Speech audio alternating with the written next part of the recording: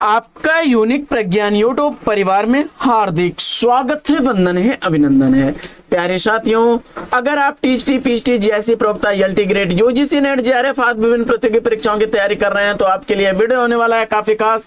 तो आज के यह वीडियो को प्रारंभ किया जाए इससे पूर्व अगर वीडियो को पहली बार देख रहे हैं तो आज चैनल पर नए हैं तो कृपया चैनल को सब्सक्राइब, वीडियो को लाइक और शेयर करना बिल्कुल न भूलें। और साथियों, इस प्रैक्टिस सेट में हम लोगों ने उन महत्वपूर्ण प्रश्नों का संकलन किया है जो विगत वर्ष परीक्षाओं में पूछे गए हैं अथवा परीक्षा की दृष्टि से काफी इंपॉर्टेंट प्रश्न है। तो साथियों, बिना समय गंवाए प्रारंभ करेंगे पाठचर्या और देखेंगे पहला प्रश्न कि अलवार वैष्णवन की संख्या कितनी है, यानी आपसे अलवर भक्तों की संख्या पूछा जा रहा है। और अगर आपने जवाब में चयनित किया है 12 तो बिल्कुल राइट आंसर के साथ है विकल्प डी। अगला प्रश्न, भक्तिकाल को सबसे पहले किसने हिंदी साहित्य का स्वर्ण युग कहा था?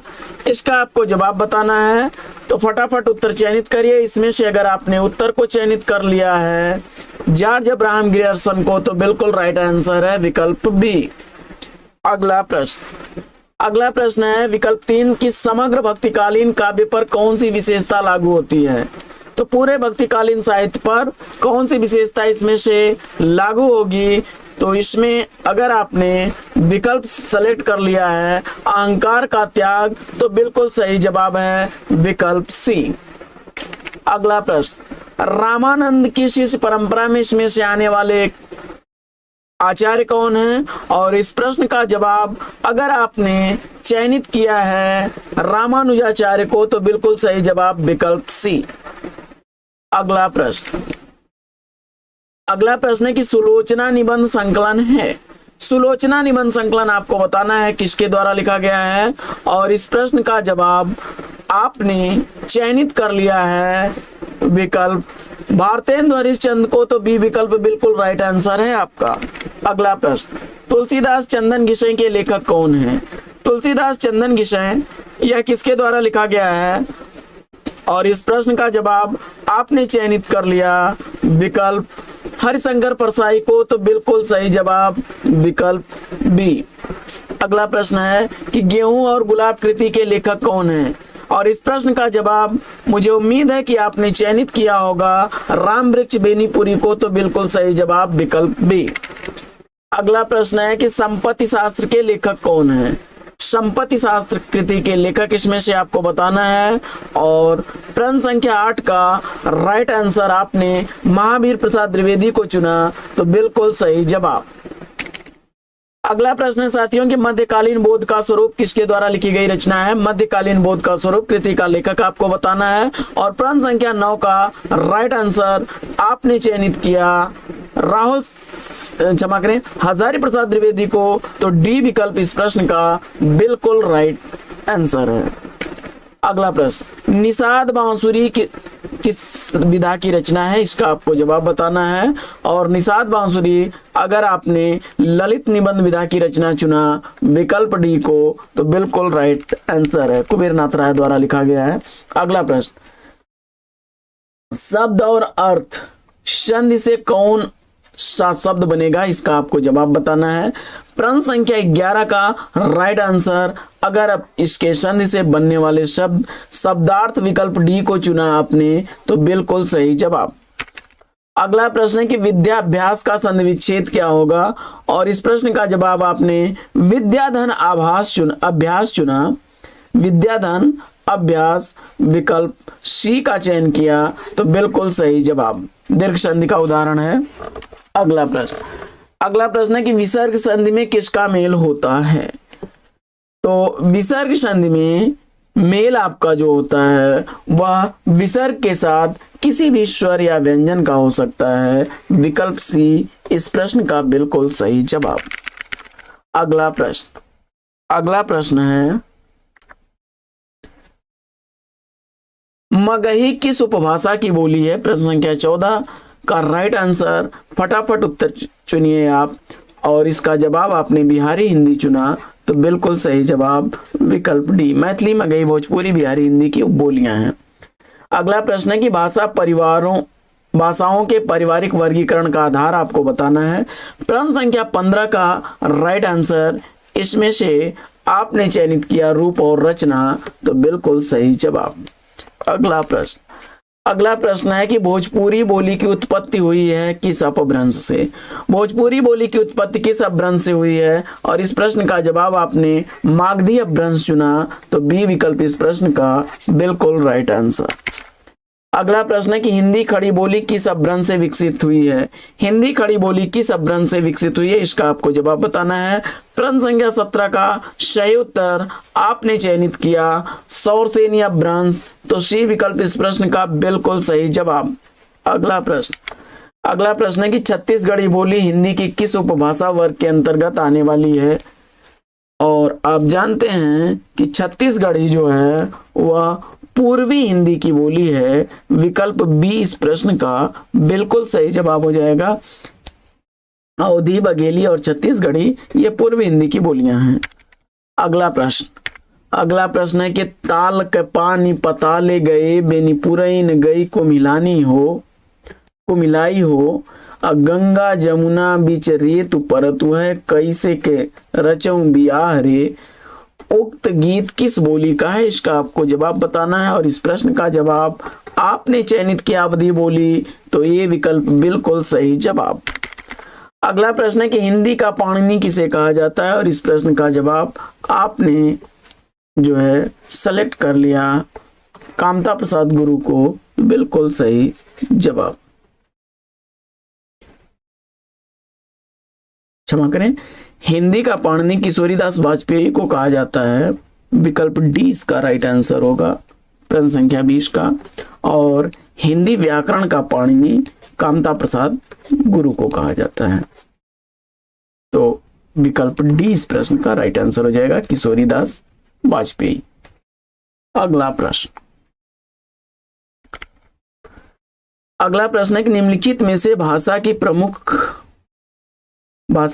प्रकृति कौन सी है, और प्रश्न संख्या 21 का राइट आंसर आपने विकल्प बी जटिलता से सरलता की ओर चुना, तो बिल्कुल सही जवाब विकल्प बी। अगला प्रश्न है कि काव्य रचना की दृष्टि से महाकवि माघ किन 3 गुणों से विभूषित स्वीकार किए जाते हैं, तो उपमा, अर्थ गौरव और पद लालित, ये तीनों ही गुण माघे संति त्रयो गुणा, तीनों गुण माघ में हैं। अगला प्रश्न है कि सूची 1 का सूची 2 के साथ मिलान करिए और दिए गए कूट से सही कूट का चयन करना है। प्रश्न संख्या 23, तो फटाफट मिलान कर लेते हैं।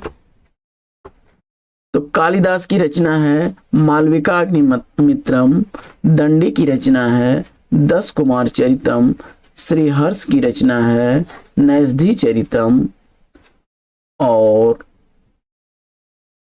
भवभूति की रचना है मालती माधवम।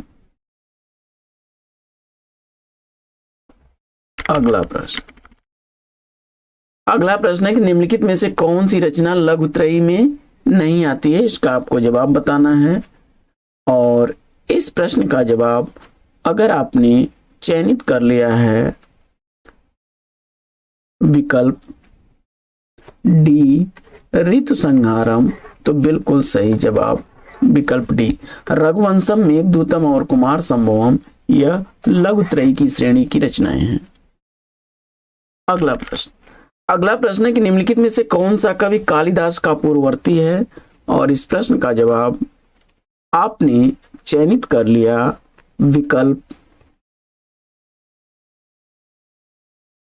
बी भास को, तो बिल्कुल सही जवाब। अगला प्रश्न है कि निम्नलिखित में से कौन सा कवि अर्थ गौरव के लिए प्रसिद्ध है, और इस प्रश्न का जवाब आपने चयनित किया विकल्प ए भारवी को, तो बिल्कुल सही जब भारवे अर्थ गौरवम। उपमा के लिए कालिदास, माघ, पद ललित के लिए दंडी हैं, और माघ तीनों के लिए हैं, तो विकल्प ए इस प्रश्न का बिल्कुल सही जवाब।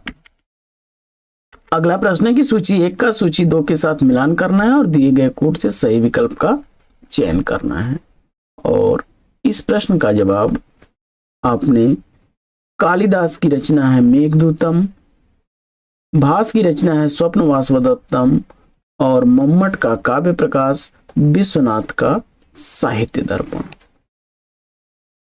अगला प्रश्न,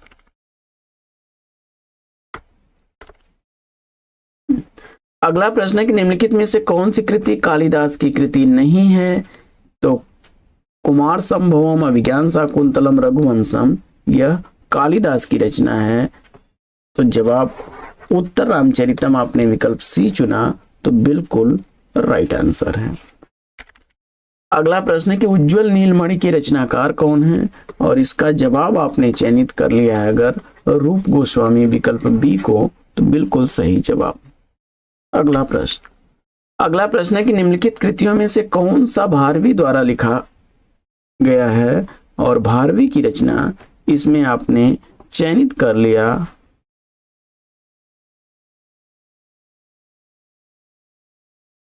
प्रश्न संख्या 30 का राइट आंसर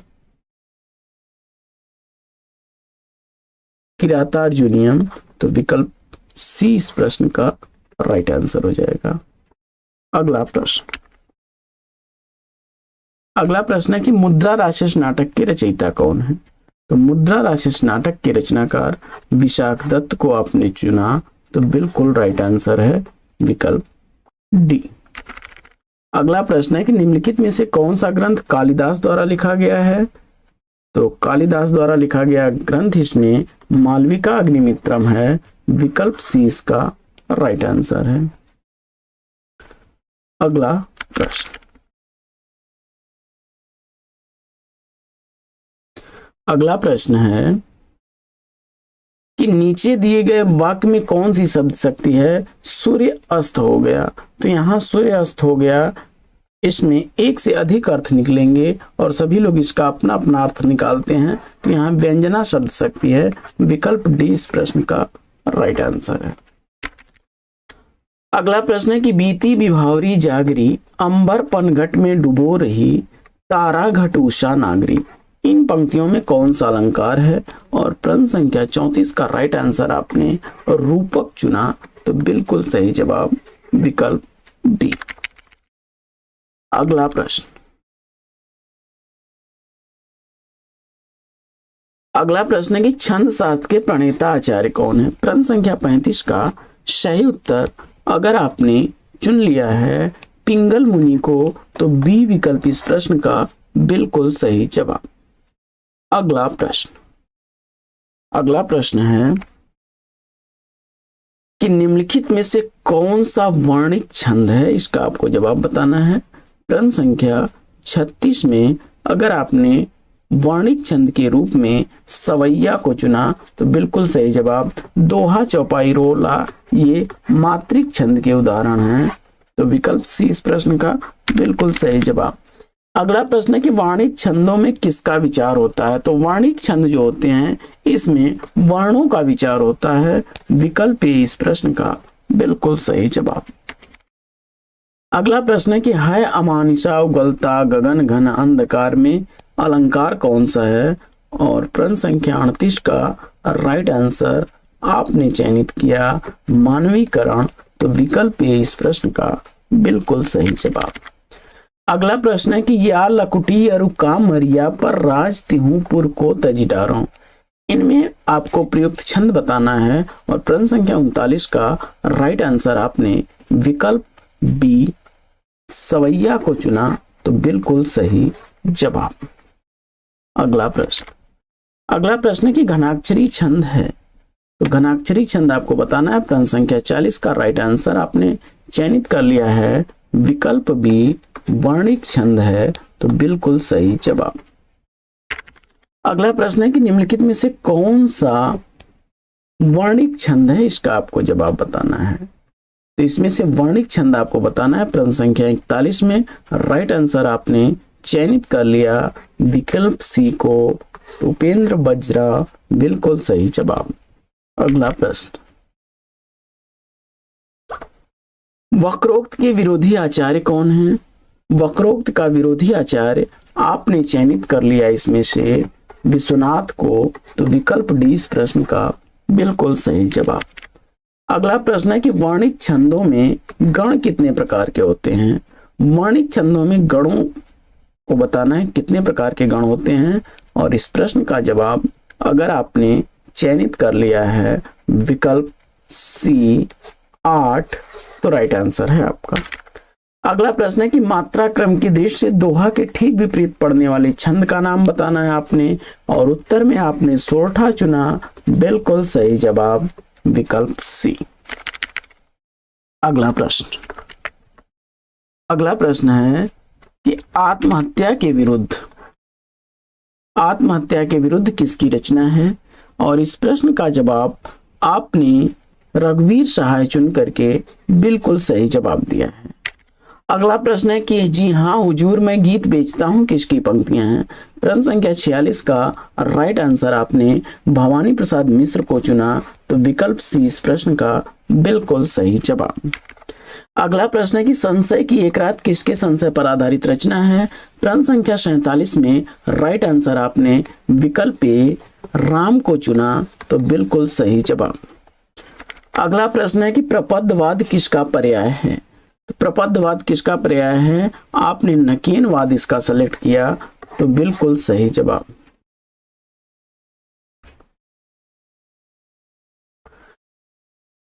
नलिनी मिलोचन शर्मा, केसरी कुमार और नरेश, ये तीनों लोगों को मिला करके नकीनवाद की अवधारणा दी गई है। अगला प्रश्न है कि प्रसाद जी की कामायनी में पात्र प्रतीकों को निम्नलिखित जोड़ों में से कौन सा जोड़ा गलत है, इसका आपको जवाब बताना है। और प्रश्न संख्या 49 में आपने श्रद्धा हृदय का प्रतीक है, ईड़ा बुद्धि का, मनु मन का, वृषभ आनंद का प्रतीक है, यह गलत जोड़ा है। अगला प्रश्न है कि निम्नलिखित में से कौन सी रचना रत्नाकर की नहीं है, इसका आपको जवाब बताना है। और इस प्रश्न का जवाब अगर आपने सेलेक्ट कर लिया समालोचना दर्श, तो बिल्कुल सही, क्षमा करें, सुंदरी तलक विकल्प बी इस प्रश्न का राइट आंसर हो जाएगा। उद्धव शतक, रत्नाष्टक और समालोचनादर्श, ये तीनों रत्नाकर के। अगला प्रश्न है कि बाघ नामक प्रसिद्ध कविता किसने लिखी है, और इस प्रश्न का जवाब आपने चयनित कर लिया है केदारनाथ सिंह को, तो सी विकल्प इसका राइट आंसर है। अगला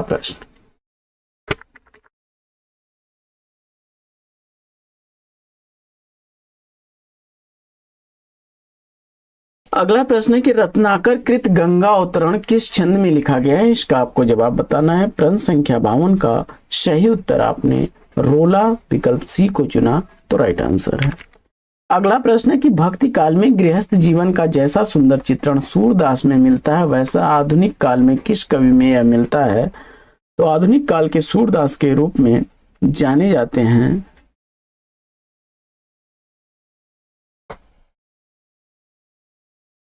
प्रश्न संख्या 53 का राइट आंसर मैथिली शरण गुप्त, तो बिल्कुल राइट आंसर है। अगला प्रश्न है कि किसान के रचनाकार कौन है। तो किसान कृति का रचनाकार आपने चयनित कर लिया है मैथिली शरण गुप्त को, तो विकल्प ए इस प्रश्न का बिल्कुल सही जवाब। अगला प्रश्न है कि अधिकार खोकर बैठ रहना यह महादुष्कर्म है, न्यायार्थ अपने बंद को भी दंड देना धर्म है, उपयुक्त काव्य पंक्तियां किस ग्रंथ से उद्गृत हैं, और इस प्रश्न का जवाब आपने जयदत्त व्रत चुना, विकल्प ए को, तो राइट आंसर है। अगला प्रश्न है कि हम कौन थे, क्या हो गए और क्या होंगे अभी, आओ विचारें आज मिलकर ये समस्याएं सभी, उपयुक्त काव्य पंक्तियां किस कवि की हैं, और इस प्रश्न का जवाब आपने मैथिली शरण गुप्त विकल्प बी चुना, तो बिल्कुल सही जवाब। अगला प्रश्न है कि प्रकाशन काल की दृष्टि से मैथिली शरण गुप्त के काव्य ग्रंथों का सही अनुक्रम क्या है, और जवाब में आपने चयनित किया जयदत्त व्रत, पंचवटी, यशोधरा, विष्णुप्रिया, विकल्प बी को, तो बिल्कुल राइट आंसर है आपका। अगला प्रश्न है कि निम्नलिखित में से कौन सी विशेषता द्विवेदी युगीन काव्य की विशेषता नहीं है। तो इस प्रश्न का जवाब आपने चयनित कर लिया स्वानुभूत की प्रत्यक्ष विवृत्ति, विकल्प डी को तो बिल्कुल सही जवाब। इतिवृत्त्यात्मकता, सुधारवाद और काव्य की भाषा में खड़ी बोली की प्रतिष्ठा, ये द्विवेदी युग की विशेषताएं रही हैं। अगला प्रश्न, नाटक जारी है काव्य संग्रह की रचयिता कौन है? और इस प्रश्न का जवाब आपने चयनित किया विकल्प डी लीलाधर जगुड़ी को, तो बिल्कुल सही जवाब। अगला प्रश्न है कि आधुनिक काल के तीसरे उत्थान की प्रमुख साहित्यिक प्रवृत्ति क्या रही है? और इस प्रश्न का जवाब आपने छायावाद चुना, तो डी विकल्प इस प्रश्न का बिल्कुल सही जवाब। तो साथियों, आज की पाठचर्या लेगी यहीं पर विराम। वीडियो अगर अच्छा लगा हो तो लाइक और शेयर कर दीजिए। चैनल पर पहली बार है तो चैनल को सब्सक्राइब कर लीजिए। तो फिर मिलते हैं आपसे अगले वीडियो में एक नए प्रकरण, एक नया टॉपिक, एक नए अंदाज में। तब तक के लिए लेंगे आपसे विदा। आपका जीवन मंगलमय हो। बेस्ट विशेष बेस्ट ऑफ लक। जय हिंद साथियों।